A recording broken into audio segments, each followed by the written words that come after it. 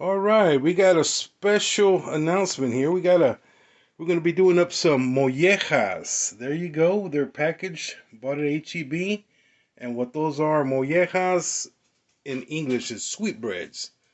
That's it's a gland, not an organ, not a red meat. It's a gland that surrounds the pancreas and the throat, and they're called sweetbreads because they're sweet. And the guys from the British created that name because they like to eat them out of sheep and goats, but we're having them out of beef, and that's what we eat them here in America, mostly out of beef. And Michelle's gonna start the process, and there's a real important process in cooking these, and you got to follow these steps, or else they're pretty messy if you don't. So we'll pick it back up in a minute. All right. In order to start these mollejas up, they get rinsed. Give them a good rinsing, and these are three ingredients: fresh onion, Tony Chachere's, and garlic, and they're gonna go for a hard boil for about 30 minutes. About 30, 45. 45 minutes, and then try to remove as much of that gristle and lining they have, and split them, and then they're ready for the pit. Okay, we're back at the main house, and I'm in charge of making the salsa. Had a few requests. Some people want to know how I make my salsa, and basically, here's the way I started off. I got everything charring up on the skillet here. Red serranos, red jalapenos, onion, garlic. I leave the leaf on the garlic because once it fries up, it protects it and easier to remove the skin. And then we got, of course, the tomatoes, and you got to be constantly turning them over. There you go. That's what you're looking for right there. But you can pretty much, there you go. It's looking pretty and happy. Everything's nice and happy now. And got my sister over here making her very good Pico de Gallo.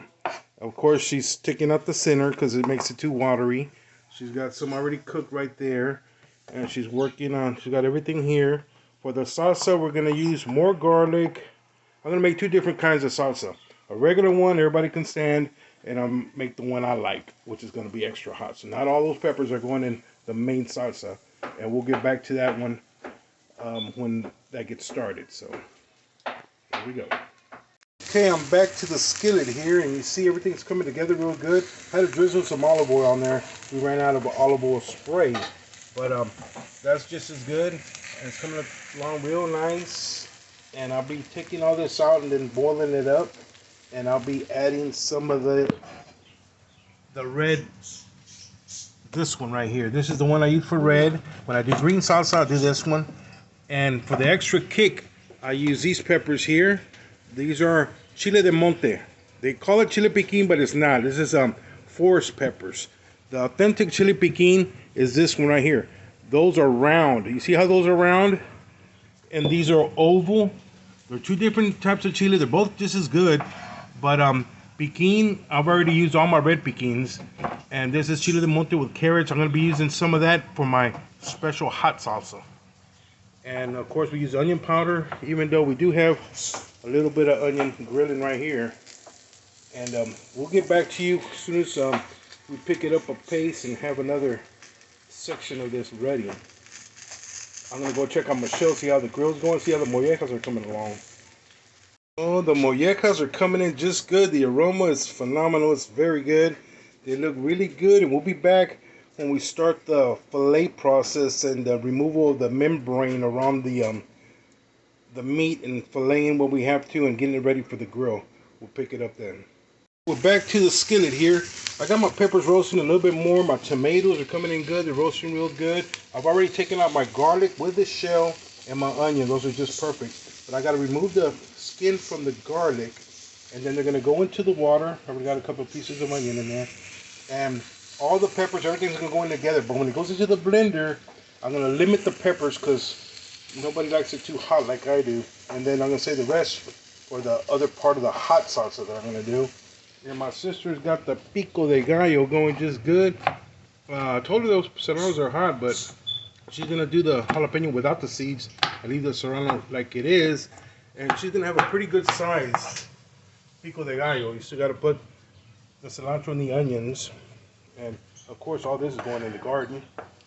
And then some of the other stuff, and we'll get back to it. It's coming along good. All right, here we go. Rosie's on a roll. She's doing a little fast action chop suey. Got everything there, ready together. Doing good. And here we are in the salsa department. And look at all that brown. Oh, it smells good. Okay, I've got everything boiling. I got it off the skillet. I got to clean that skillet. And now we're about to add some spices to it. The 3 spices that I like to add. And that's some comino, onion powder, and Noel's tomato bouillon. Okay. I don't put no salt just yet because this bouillon has a lot of salt, so it's per taste, you know. So we can always add salt later. You don't want to over salt something and they have to add more and make more. So we'll get back to you as soon as we get everything going. And as far as how much I put, that's per your taste. Okay, so everybody makes it different. This is the way I make it, and I don't measure anything. I don't have nothing written down. It's all in my head. You see, looks like Rosie done finished Pico de Gallo. How did it come out? You tasted it? It's good. Kind of hot? A little bit. All right. Okay, so what are the ingredients you put on? After you chopped everything up, put it in there? I put lemon. Lemon? About a fourth of pepper. A spoonful, just dash it on. A little bit of sea salt. And a fresh garlic. 2 fresh garlic. And, per taste. So, don't put too much salt. Lemon. You want more lemon, put more lemon. You want more salt, put more salt. But, good.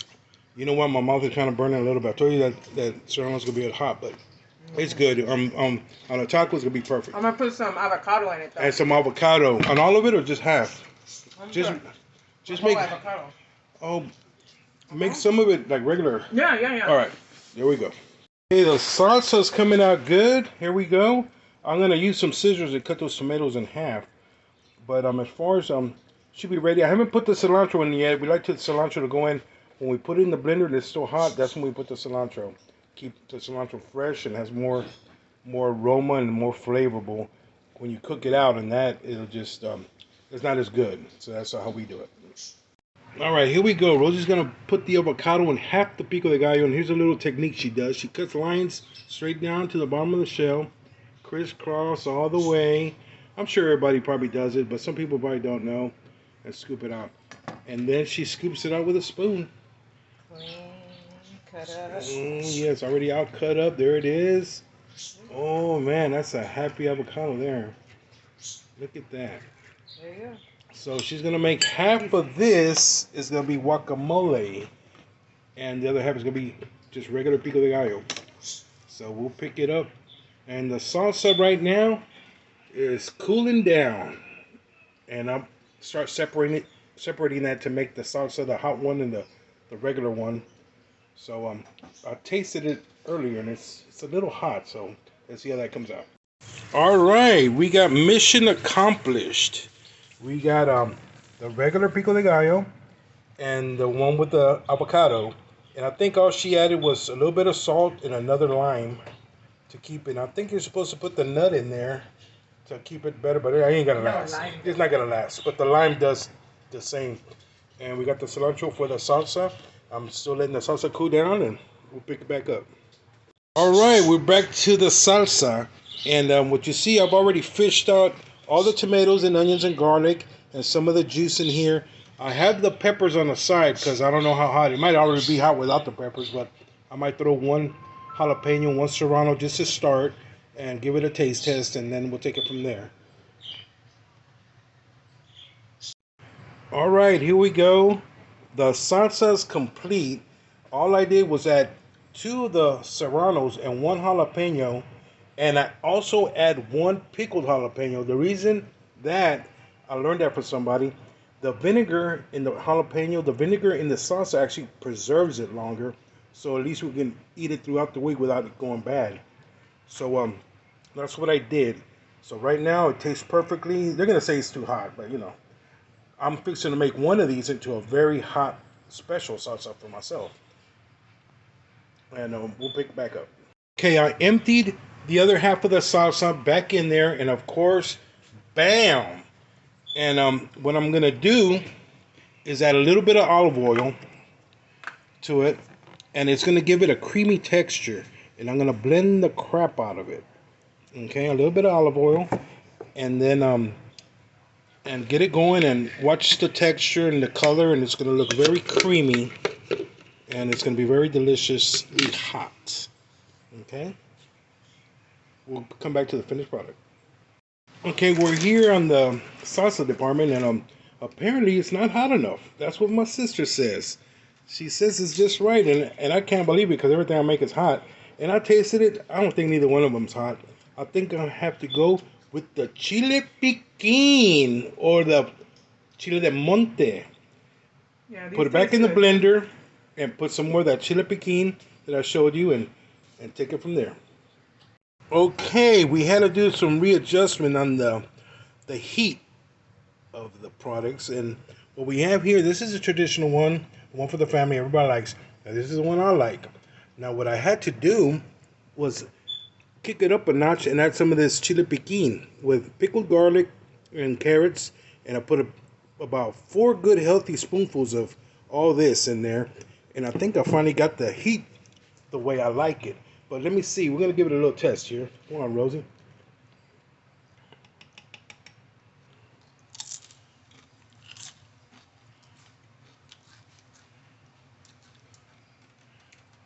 Damn.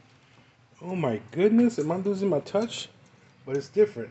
Notice the texture, the creaminess of the olive oil and the extra, and that one. It's gonna get her. She's trying to play tough No, girl. I'm telling you, don't feel nothing. Okay. Yeah, I hope you don't got COVID. What? Okay. Let me see. Let me get a bigger bite. There you go. That's the tough. Yeah. Okay. Now we have the truth coming out. The results. All right. Okay, that's the reaction I wanted. Mission complete. We're gonna pick it up with Michelle at the queue. We got the fire going good. Base oak and mesquite and a little bit of hickory, and it looks like it's going pretty good. Let me go check what Michelle's doing back there in her kitchen. Yeah, she's fishing them out. Man, they smell good. I could probably drink that juice, but I might have a cholesterol fit after that. But that's the finished product there. She's gonna clean them up, take some of that gristle out, or you think they look just good?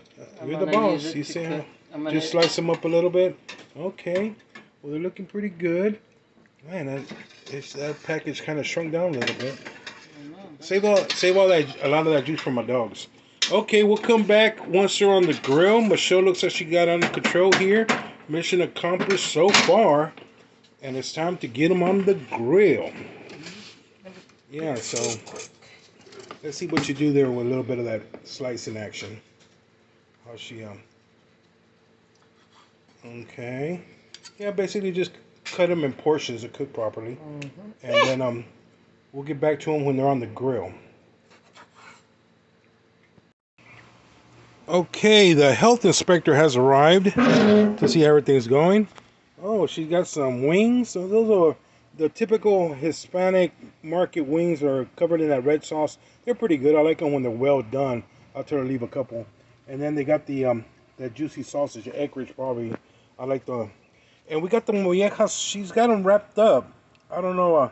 I usually burn them on the grill, char them, and then put them on there. But hey, she's a cook, and that's the way she makes them, and they always come out good. So I'm not gonna question anything. This is her show. She's the star of the show, Michelle. Okay, here we are in the grilling department, and Michelle here is working some of her magic. Oh, and there you have the mollejas. They shrunk up just a little bit, and now she's moving them to a pan where they would finish out roasting on the pit. I like mine a little crunchy. I'm sure everybody else does too. But that's what she's doing now. They look nice and seasoned. Man, they look good right there. But I know they're a lot better when they're nice and toasty, like that sucker right there. I like that little piece right there. I might throw that one to the side. I'm gonna have a little nibble, a pre-course nibble. But everything else seems to be coming pretty good. But it's gonna take a while. Slowly but surely, it's gonna be nice, and I like my chicken just a little well done. But yeah, everything looks good, coming together. We'll come back when it's nice and roasted and ready to devour. Got Rosie here with a little potato salad. That's gonna have to be another episode because that's just way too many stuff. It was just supposed to be salsa and mollejas and the sweetbread, but I'm just gonna combine it all together. Oh, that looks good. Okay, here we are on the grill again. I forgot to mention, Michelle just told me that before she wraps them up in the foil, she slaps a little more seasoning on there, which is a little more garlic, pepper, and some all season, and or Tony Chachere's. That's Tony Chachere's to your taste, not too much because you know how salty that is. So now they're gonna kind of fry up there right over the flames, and then she's probably gonna move them over here to the edge and get the chicken over here and do her thing. Work her magic on rotating the protein, but everything looks coming along pretty good. Oh, I like that little split in the sausage there, and chicken looking good. So we'll come back when it's completely done. Okay, ladies and gentlemen, it looks like the dinner bell has rung. And here we go. Here we go. Here we go. I think all we're working on is the flour tortillas grilling up. Paris is ready. Are you ready? Everybody ready? Oh man, I'm ready. All right. It's time to eat. Everybody's sitting down. I got my little molleja taco. It looks like $5 worth of mollejas came out to a taco each, 4 tacos.